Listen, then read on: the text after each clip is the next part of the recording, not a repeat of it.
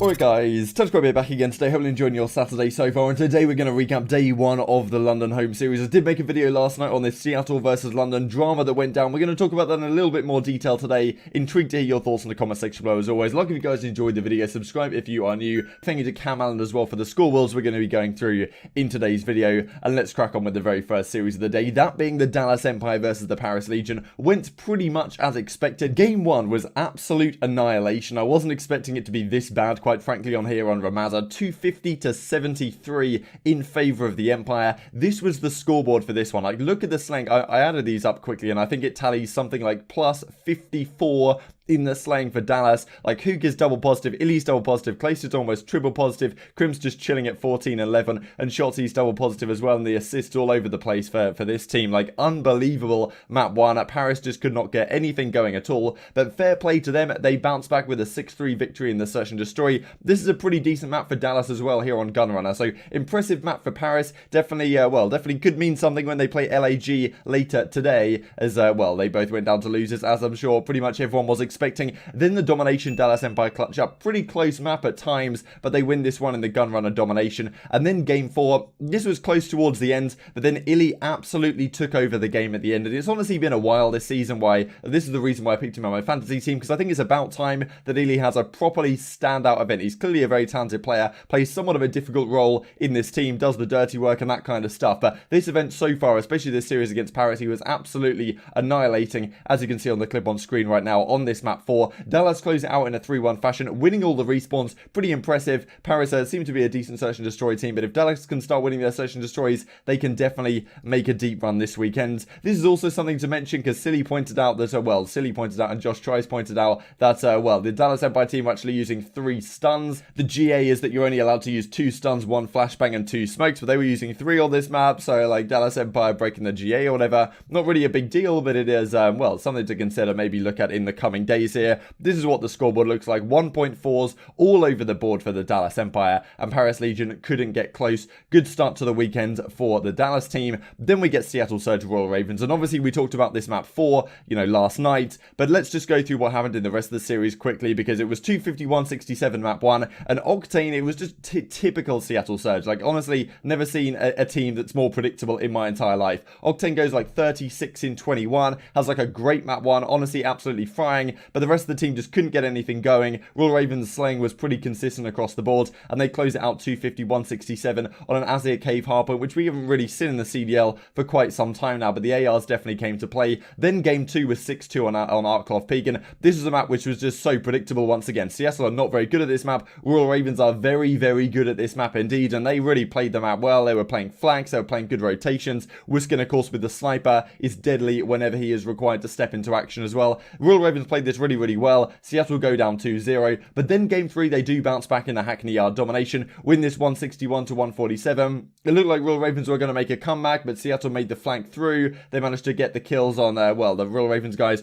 trying to push into that B flag. Seattle get the cap, they close out the game, and then it was the game 4, which, obviously it says 250-77, but this was definitely a different story as we discussed yesterday. It was about 40-60 in favor of the Seattle Surge. Slacked lags out, and they're forced to play out the rest of the game. Now, we did talk about this yesterday, and there was a few comments which I think made great points. The fact that you can't just replay everything at all times, because let's say you're down early on, like you lose a rotation, like for some reason you just happen to switch off your internet router, and then, we have to force a replay. Unlucky, lads. We've got to go again because of our poor start. So, of course, you can't just replay in all situations. We'll look at a tweet from Clayster here in a second, but I do think there needs to be some referee discretion where the referees can, make a call based on the evidence they have available on, a case-by-case basis. In an ideal world, of course, we have a pause feature, which we did actually have on LAN, but for some reason doesn't work online, where we can just restart the game exactly at that point, like what Counter-Strike has, and then we wouldn't have to worry about any of this stuff. But given that we do, I think we could have done a better job on this one. This is how the series looked on the whole, but given that,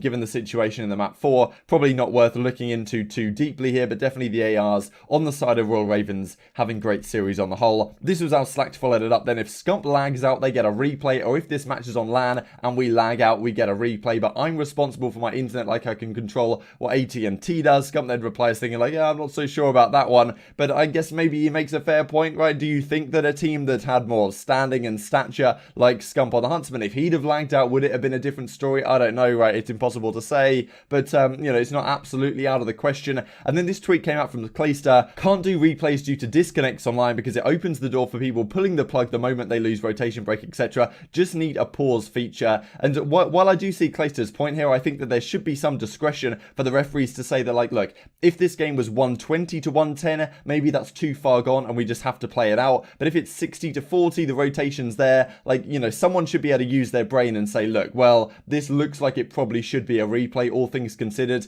given the situation. And then another situation could be argued differently, right? But I feel like sticking to a dead fast, like steadfast rule set every single time opens it up to these situations where it probably should have been a replay. Most people agree, but you know, it can't happen due to how the rule set works. So very unfortunate, and London, of course, did not want to win the game in this fashion, but they will certainly take it, and they will move on to their quarterfinal matchup against the Florida Mutineers, as we will discuss in a second. Game 3 of the day then was Gorillas versus the New York Subliners, and well, 250-126. This just wasn't a close series. Subliners absolutely steamrolled them, pretty much as most people expected. 250-126 map 1, 6-4 in the Search and Destroy, which has been, well, it's been a map that Gorillas have been pretty good on this season in terms of the Search and Destroy, but lately against the Paris Legion they lost. That game 2, round 11, where Shocks clutched that 1v2 last weekend, but Subliners win this in a 6-4 fashion, and then they close out the domination as well. So very comfortable series here for the Subliners, continuing their absolute tear in terms of map win percentage, or in terms of map win streak. They're on a 12 win streak now in terms of maps, and they're going to be playing against the Dallas Empire tonight. So that's not going to be an easy one by any means. I think they will lose a map in that one, but I definitely think they're going to continue their reign of terror right now, because they're looking very, very solid indeed, and they certainly continued it against a pretty lackluster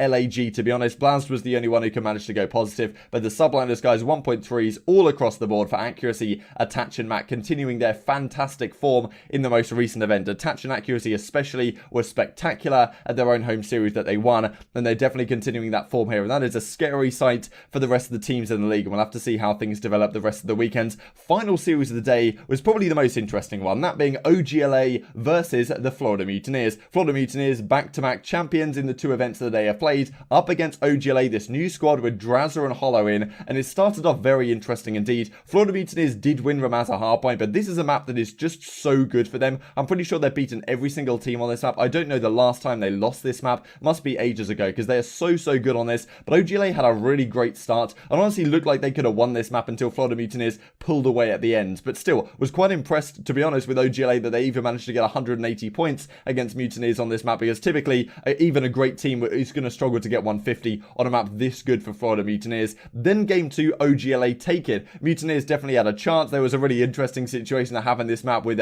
basically it was a 4v1 for Skies, and OGLA decided that they were just going to throw all their lives at him because they wanted him to kill them so that they would get the good side for round 11. They would get offense for round 11. So that was a pretty interesting moment, but it doesn't even go to round 11 because OGLA closing out in 10. Then we go to the game 3, and Mutineers are just so good at this map. It's actually incredible to me that Ramazza Hardpoint and St. Petrograd Domination were, well, not necessarily allowed in this series, because OGLA are pretty good at Ramazza Hardpoint, to be honest, but this St. Petro Domination is just so damn good for the Florida Mutineers. I don't know, again, when the last time they lost it is, even though they had a little bit of a lackluster start in this one. The latter half of the first half, they just took over with a 3-cap. Awakening was going off. Skies didn't even have to do anything, which is the most impressive thing. Skies has like a 1.6 KD in domination over the last few events, but this map he didn't even have to do anything. The rest of his team were just absolutely taken over. Awakening had an absolute corker. Frosty was playing well as well, and OGLA just got crushed off the map. However, they do bounce back in the game 4, win this 250-187 again on St. Petrograd. Definitely very impressive from OGLA, I thought. Drazza had a fantastic map here. He went 30 in 18, so he was definitely showing what he's made of. And then we go to the game 5 here on Piccadilly, and it looked like OGLA were going to win this for a time. Florida Mutineers kind of choking some early rounds, and Hollow has a really good map. He has like 11 kills towards the end. They go up 5-4, do the OGLA, but Mutineers have a very solid defense to take it to the round 11 and get defense again when they go into the round 11, because they got the most kills throughout the course of the game, have a very solid hold once again, and close it out 6-5. So this is a really interesting series, given the fact that Mutineers have been the dominant force over the last several weeks. The fact that OGLA were able to take them to a game 5 round 11 and really could have won this series for sure is definitely very impressive for a new team that should only improve going forwards. Then again, the Mutineers are a team that we haven't really seen get stretched too much like this. They haven't gone to too many game 5s. They haven't had to clutch up too much. The Dallas Empire series definitely comes to mind. The early series they first played with Awakening against Chicago comes to mind. But this was one of the closest series they have played. As I expected, really, they had a pretty slow start to the tournament. But definitely the fact that they are able to clutch up in game 5 round 11s proves that this team is very impressive indeed. And OGLA are certainly, I believe, a force to be reckoned with going forwards. They looked much stronger with Drazzer and Hollow, and definitely a more team cohesive unit, as you might expect with players who are probably going to listen to the likes of Austin / Alidacote. Great series from the Mutineers. It was actually Havoc that was frying in that domination with almost a 2 KD in this one. Awakening with a 1.7, Thrower with a 1.9, and Skies was just chilling, but still finishes off the series with a 1.2 over the course of it. Drazzer was probably the standout player on OGLA, but they have a pretty doable match today against the Seattle Surge. Just wanted to point this out as well. Yesterday's predictions managed to go 8 out of 8 so far, so just thought I'd mention this, given it's the first time it's ever happened, probably the not last time it will ever happen either. But yeah, 3-1, got all the scoreboards right so far. Maybe I can give you the lottery numbers for next weekend if the rest of the things come true, but they probably will not. This is how the scoreboard looked. 1.47 for Illy, 1.43 for Hugh. Of course, it's only over a single game span, so it doesn't really mean too much. And let's talk about the matches for today. So Subliners, Dallas Empire, Mutineers, Royal Ravens, Gorillas, Paris Legion, OGLA versus the Seattle Surge. And from there, they'll go on to the quarterfinal losers, and then we'll see who gets onto the championship Sunday. Intrigued to hear your thoughts down in the comment section below as always. Like if you guys enjoyed the video, subscribe if you're new. I will see you next time.